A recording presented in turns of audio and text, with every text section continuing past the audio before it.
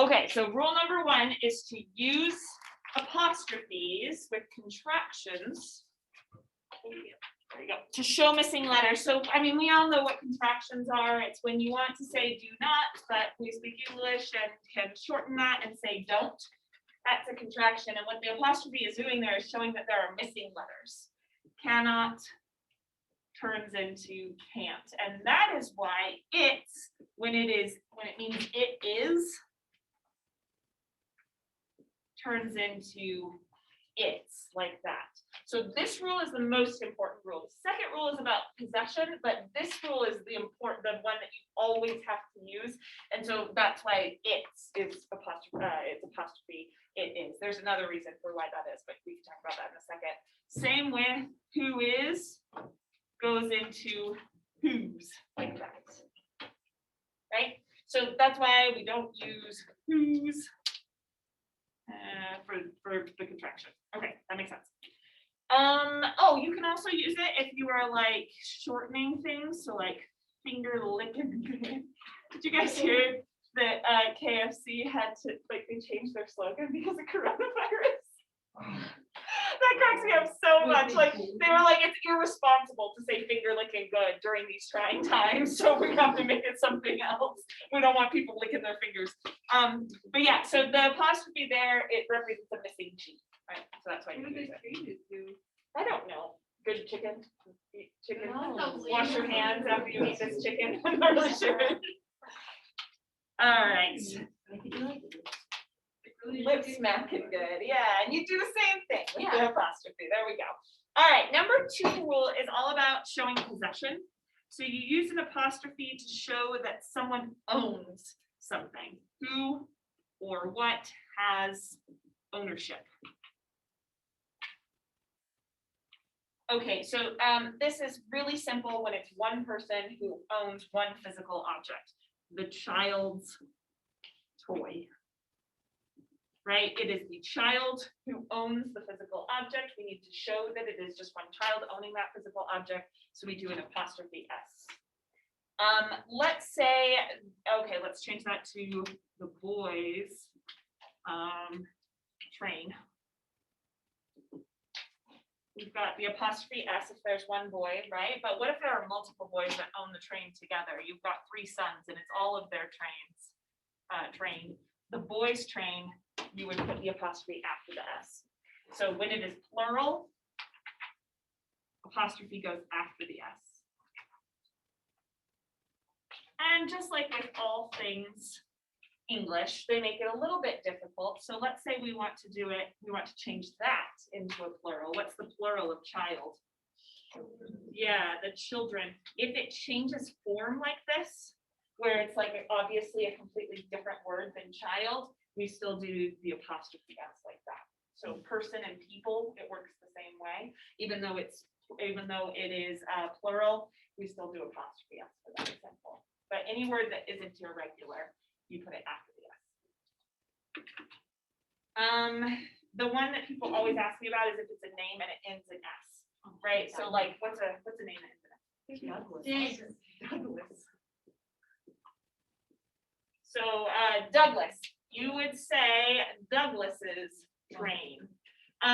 There are different style guides, APA, Chicago International, MLA. In English class, we do MLA. So you actually get, in some of these styles, you get a choice about how to do this. Some style guides will say that is enough. It's perfectly fine to do that.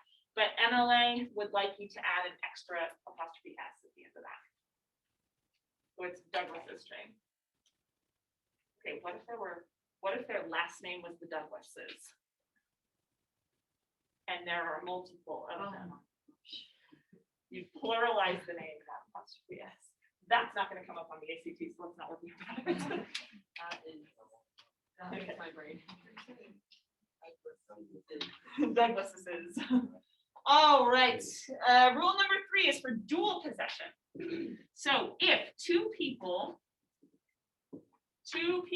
own the same object, so they own it together, like they co-signed on the lease and it is their house, then you only need one apostrophe S.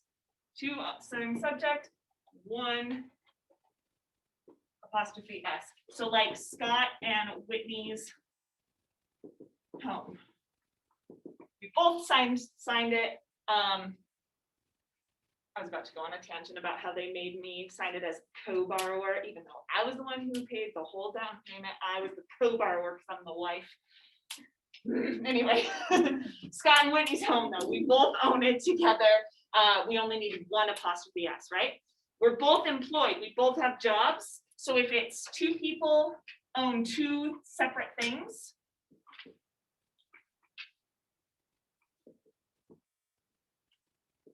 then we need two apostrophe S's, Scott's and Whitney's jobs. Even if Scott worked here at Harriman High School and we both had jobs as English teachers, they still are separate jobs, right? We both own our own jobs. So if we own our own things, we need two apostrophe S's in there. So it's kind of like as a unit, we own it versus separately we own them. Yeah, Ella? So wait, okay, that's just funny. You don't divorce it and all. Yeah. How did you know his last name? What's his name? Oh, because of rap, probably, right? You guys hear his new album? It's pretty good. It's on Spotify. I forgot what it's called because I'm a bad spouse.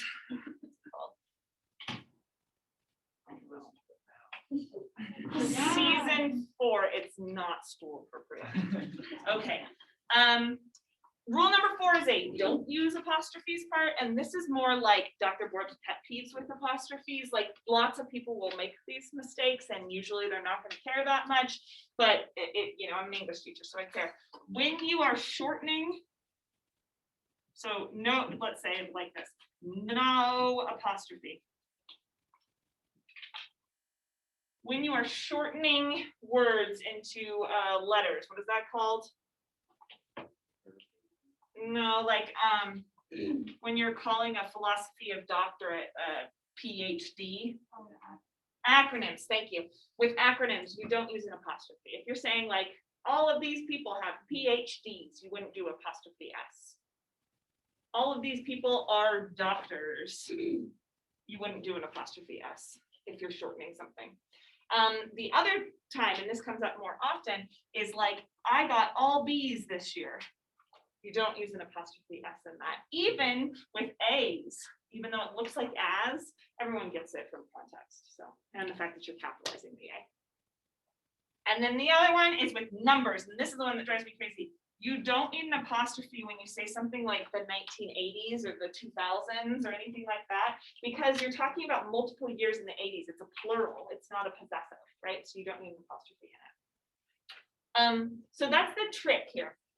When you're trying to decide, do I need an apostrophe? You have to decide, is there just more than one of the nouns, or is it about possession? Because not everything with an S obviously needs an apostrophe. So you have to decide, is this about possession?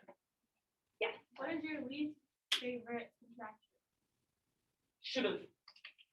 What about yours? Do you have one? I don't know. It's probably honestly probably like one of the versions of y'all. Oh, y'all, use guys is what I like for that one. Use guys, isn't that like Philadelphia or something? Which one do you not like? Oh, because it's wilmt. Yeah, but that sounds bad, doesn't it?